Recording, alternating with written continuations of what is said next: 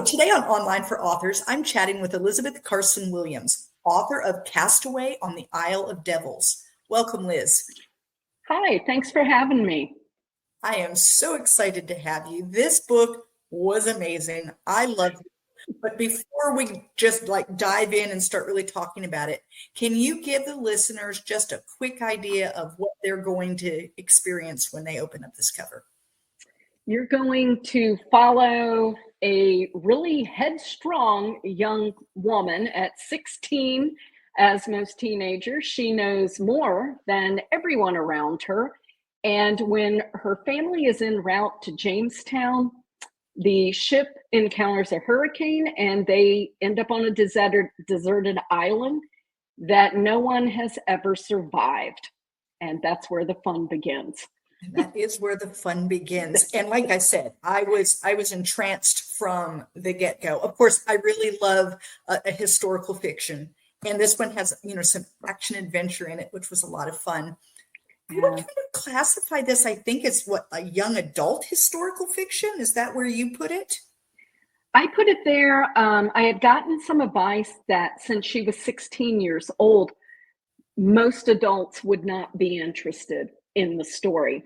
I didn't really see it as that, but coming in as I was a high school English teacher for decades, and I could see it with the teen girls. I absolutely thought they would enjoy the story. I would have enjoyed this story.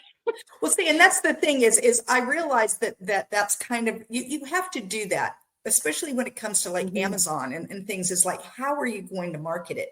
And I tend not to write my books with a specific idea in mind. I write it and then I have to think, oh gosh, where am I going to put it? And so I thought this is probably young adult, but when I was reading it, I was not put off at all that she was 16. Yeah, and I think that I honestly, I don't think people have changed that much through time. I think teenagers are teenagers, and being able to find a moment in history that no one had written about, which blew my mind. But it was, I write the story, and she came to me immediately. I knew it had to be a teen female lead. Right. And I love that when my characters it's hello, I'm here and I have a story and let me tell what it is.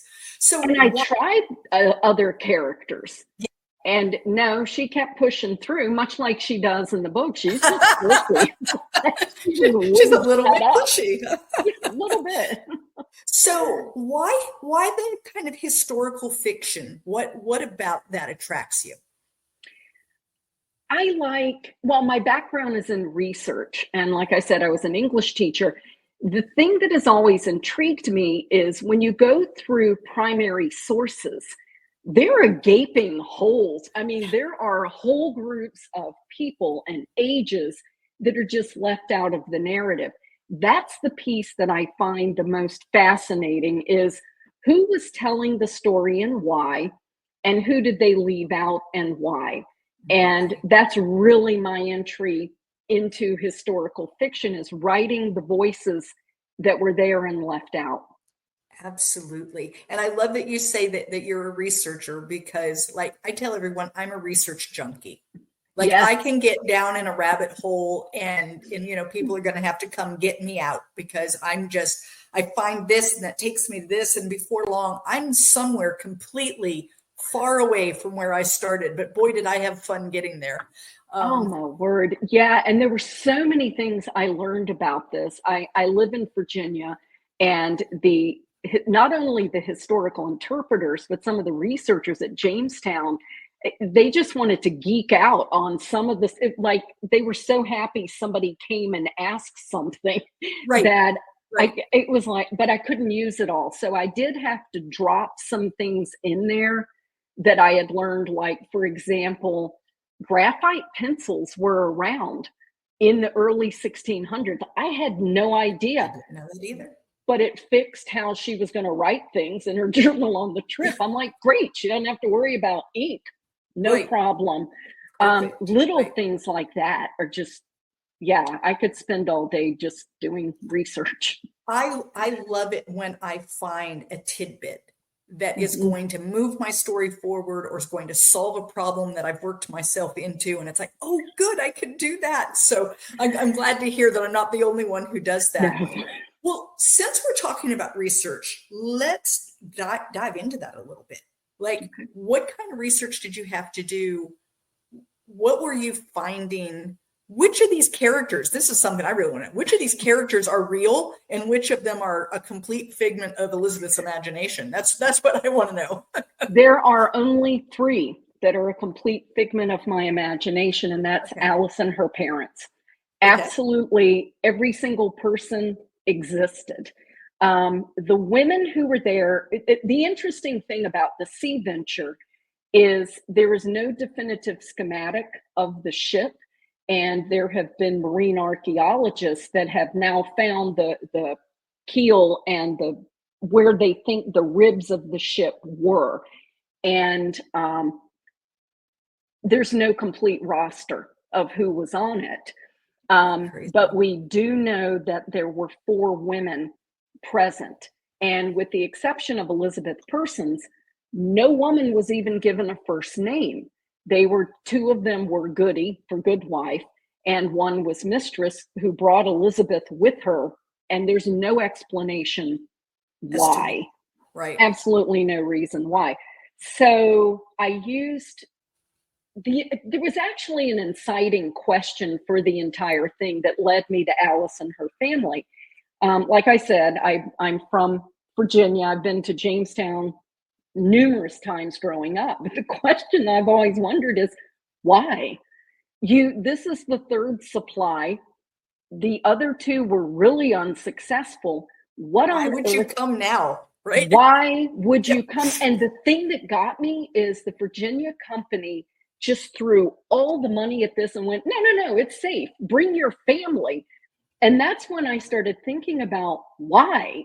What would happen in your life that would make you uproot your family and bring a child, or and particularly a female child, to a fort full of men? This, I mean, in my mind, I'm like, this is a really bad idea.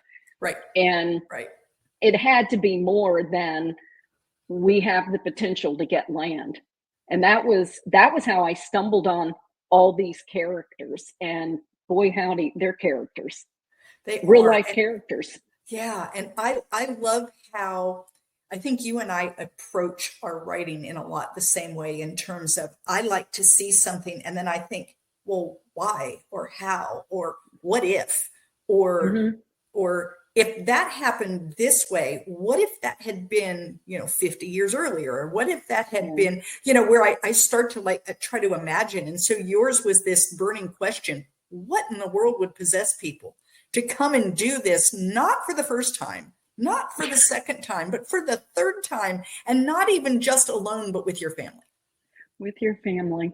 Which Yeah, is crazy. it just, and it was crazy things in the research, like, okay, let's assume you're going to go, it's your, you live in London, it's your one shot to ever get land. You're the 3rd son of a 3rd son, you're never going to inherit. Okay, great.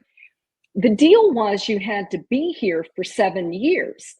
And I kept thinking, but why did you agree? The settlement hadn't even been here 7 years, and most of the people are dead. What makes you think that you're going to last 7 years?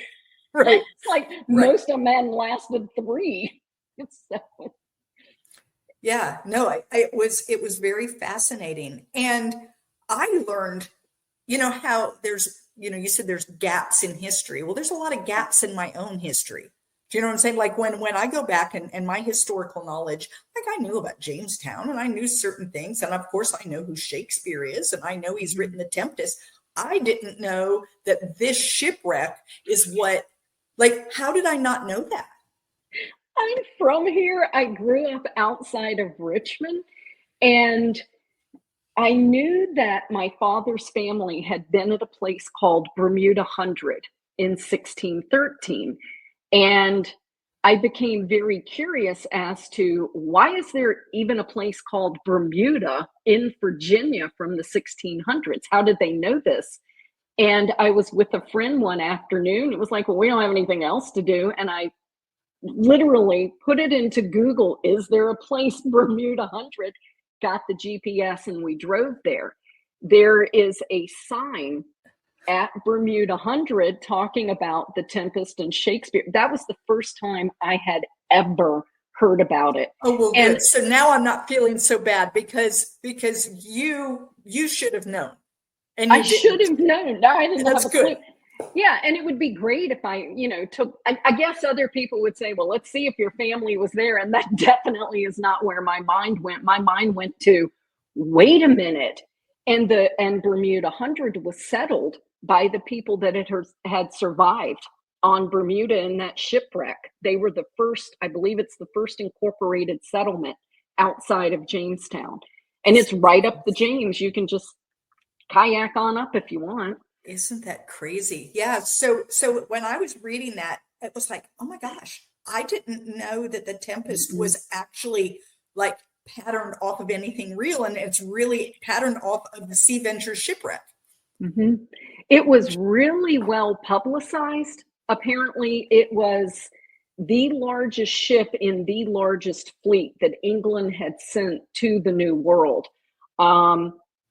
Admiral Summers is on the ship, and he actually used his own money to outfit it. I think I remember that correctly. And he decided, they have all the big wigs on the biggest ship. And tell me if this sounds familiar. The catch line was, it's the biggest ship, it's the safest, nothing could possibly happen. And all I could think was the Titanic. That Titanic. Don't ever say that. Right. But, that it was really well publicized. They hit this huge hurricane.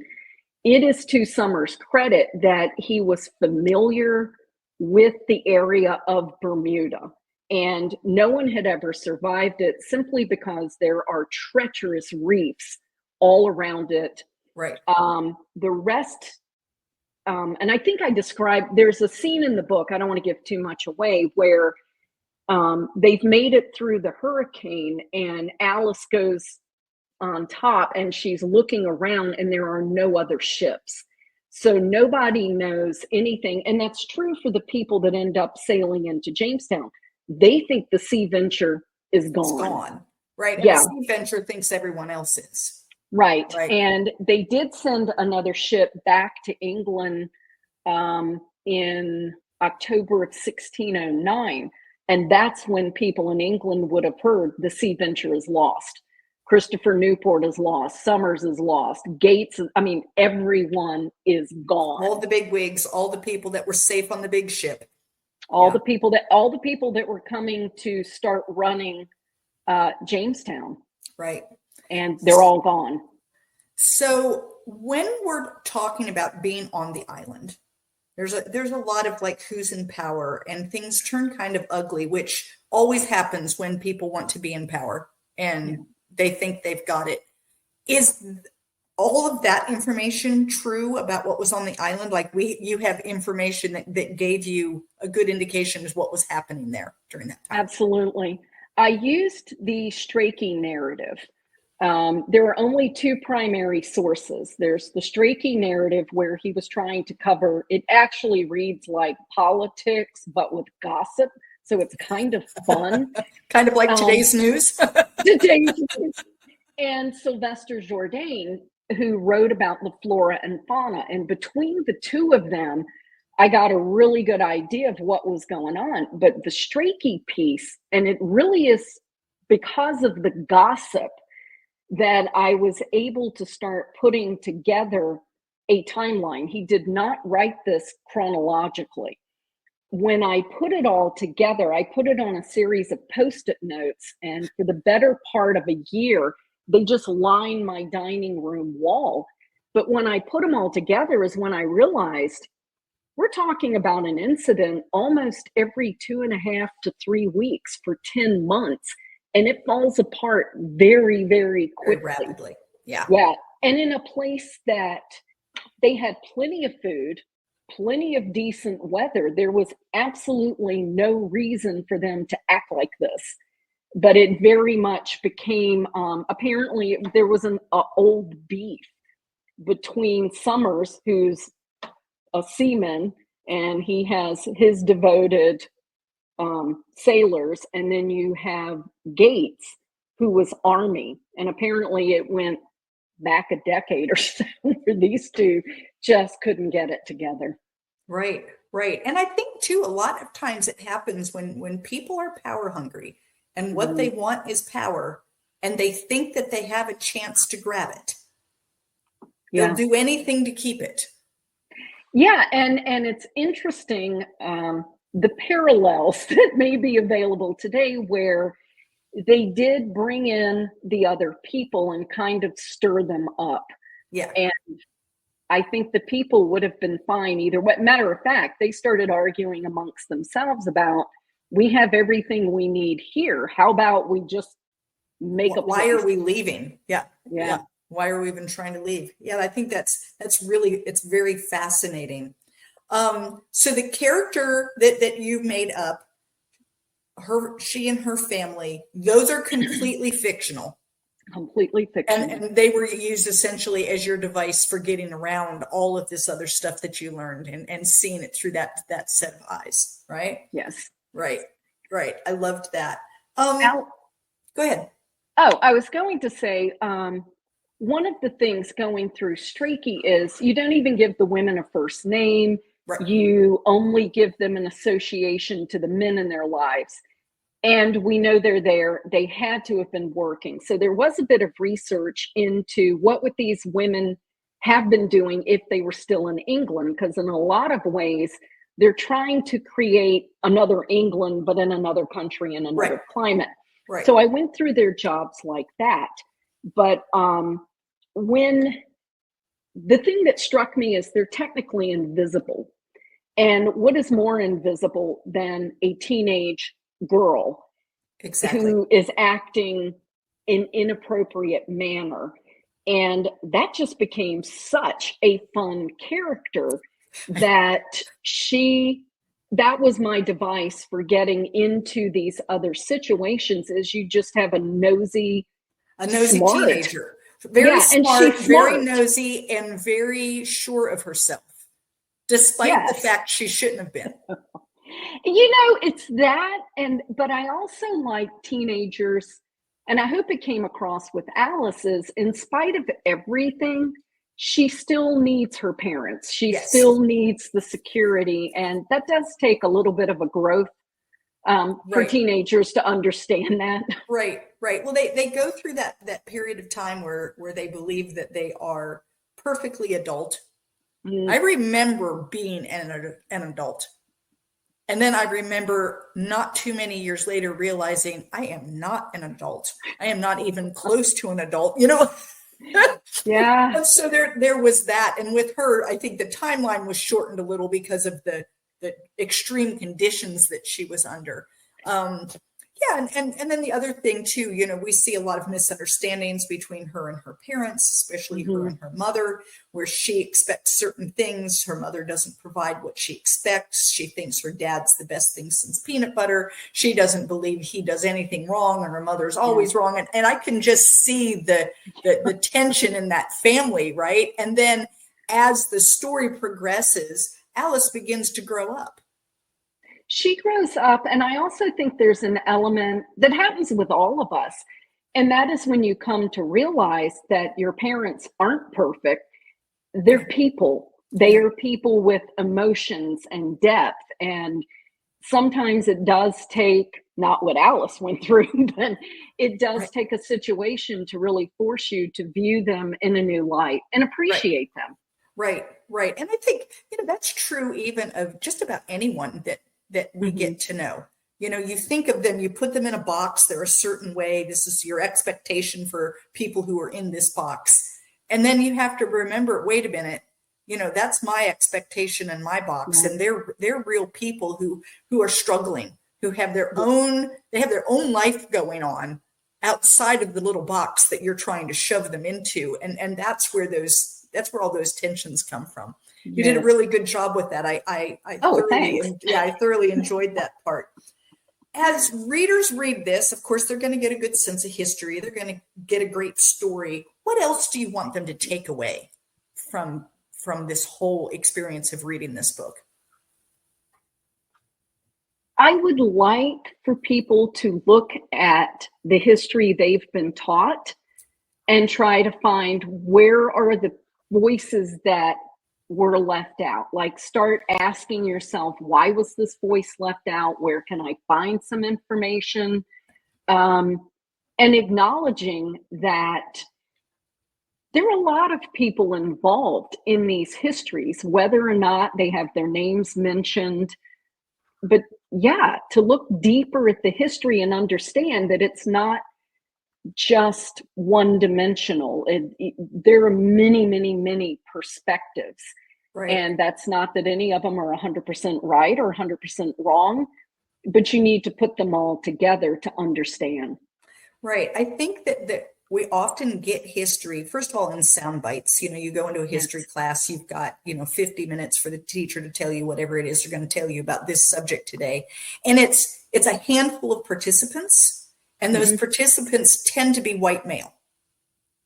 Yes. And it actually, one of the things that really forced me to start looking at literature and research differently, I had only been teaching maybe 3 or 4 years, so really not very long. I was teaching American literature, and one of my students one day just came to me after class and he said, "Why do we only read dead white guys?" And at first I was like, because it's the canon. And he said, "Yeah, Why? Who decided this? Why?" Right. And I had that moment of, let me get back to you. I need to think. And I mentally went back to college and a women's literature and a women's history course that I took that absolutely blew me away, that I had had teachers that had told me, no women were writing before 16 something. And I'm like, I'm pretty sure we knew how to write, but I couldn't find the proof. Right. But it was that one student's question that absolutely not only reshaped what I decided to cover in the classroom and to include other voices, but what I needed to do in my own research and writing. Right. And so I think that, to kind of sum that up a little, is like when you're looking at the history that we're being taught, it's not that it's wrong, it's that it's incomplete. Yes. And so when you think about, okay, we hear about these 5 major players. Well, who was behind them? Who was beside them?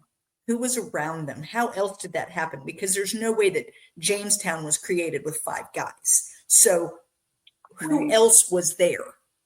And what were they experiencing? Because sometimes it's even, we talk a lot about other voices, like women's voices, minority voices, but sometimes there's even poor white male voices who weren't included as well. So you have to look at like the socioeconomic status of where are these people and what were they doing, and were they there by choice or were they there by force, and all of those things that then add a bigger depth to a story.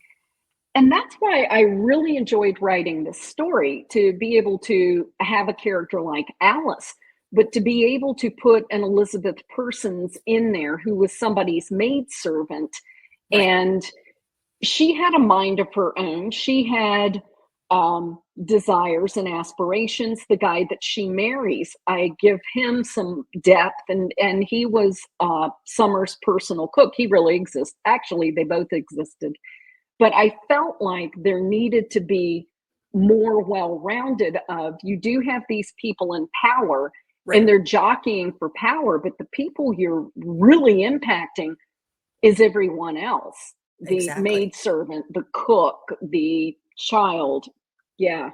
And I think we have that tendency to assume, well, they were a servant. And it's like, yes, but a servant also has emotions. And a servant also has hopes and dreams and desires and falls in love and has children and all of those things that make a story whole. Yes. Yeah.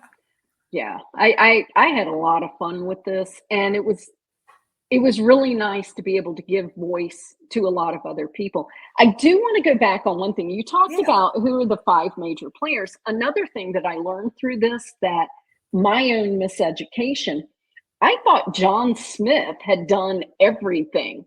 Oh, yeah, didn't he? I mean, that's what Didn't he? Pocahontas tells us. Oh, I know. But he, remind me to come back to Pocahontas, because boy, howdy, I got something on that. But he wasn't even there when the Sea Venture people arrived. He had left in like October of 1609. They don't even arrive until the next summer. I was shocked. Yeah. I mean, I feel like I should have known that. I mean, I know, but he wrote like he was present at everything. So, Right. you know, Right. kudos for that, but it's wrong. So it is crazy how this is the way, you know, like I said, we get our history in sound bites, and it's like they condense things down to make it easy to throw out there, and you only have to remember a couple of key players, and now you have the whole thing. When as you go and start doing the research, you find out, oh, wait a minute, that was really condensed down, and there are a lot of players, and you know, let's talk about them. Yeah, and it was one of the things I actually enjoyed teaching. There was a John Smith excerpt I did with my American Lit students, and I made a point of breaking it down into sections because he does praise himself very highly, and obviously he has an objective to make the indigenous persons at the time seem like they could easily be overtaken. And I used to explain to my students, why on earth would he write this when you're talking about author's purpose? Well, he's an explorer. He needs money. He needs to make sure he has a job. And honestly, his writing is exciting until you look at truth. But nobody in England would have known the difference. Right. So it's just this, oh my gosh, he is just amazing. I mean, he is his best advertisement, but he does come across in history as he did everything. It's like, and not so much. I'm really curious, Elisabeth, real briefly, what is your writing process like? Are you a pantser? Are you do you outline everything? Do you write daily? Like, where do you fit on all of that? I write daily. I get up first thing in the morning. I'm usually at my desk by 6:30. Depending on what part of the process I'm in. Editing, I'm usually good in 2 to 3 hour stretches.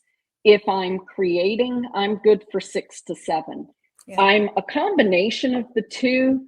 I usually look at the historical events that really intrigue me. I keep an electronic file of story ideas. And if it stays in my head, then I know I have something. And I'll go and I do have to limit my research because otherwise it will just get out of control. So you'll be researching forever and never writing. I know that. Yeah, exactly. So I do a little bit of research, get some key dates, places, and then usually a character comes to me right off the bat. So I'll put the research part aside and write out the story. And then I can go back, and the editing is mixing the two. Yeah. And I use Post-it notes. Like I said, I had all of the historical were one color all the way across one side of the dining room. And right below it, I did the parallel fictional narrative for Alice to make sure that they were lining up. Yeah. Oh, that's fabulous. That's fabulous. So what's next for you, Elisabeth? So I uncovered something else at I never thought I'd be writing about Jamestown, but now I am absolutely hooked. But my next book is a dual timeline with a modern young woman and Jamestown, and I added supernatural this time. So fun. No, I love that because I'm trying new things too, and I keep coming up with these like quirky little ideas. It's like, okay, we're going to see how that works. But anyway, all right. So, hey guys, if you want to continue this book conversation, head on over to Novels and Latte Book Club on Facebook. Check out the post and tell us something that you liked or learned about this book and about Elisabeth. And if you do, you have a chance to win a free digital copy of Castaway on the Isle of Devils. Elisabeth, if someone wanted to reach out to you, keep in touch, ask you about your research, anything to do with writing, how do they do that? I have a website at eCarsonWilliams.com, and there's actually reader questions, so you can see my research process. But there's also an info where you are welcome to send me questions. No problem. I'd Fantastic. love it. Fantastic. So all of that will be in the show notes, guys. Run right out, grab this book. It was amazing. I absolutely loved it. You will love it too. And Elisabeth, I want to thank you so much for being on the show with me. Thank you so much for having me. This was really fun. Thank you for listening to Online for Authors, where I, Terry M. Brown, author of character-driven fiction and host of the podcast, introduce readers to characters they'd love to invite to lunch. Tune in next Tuesday for another podcast episode.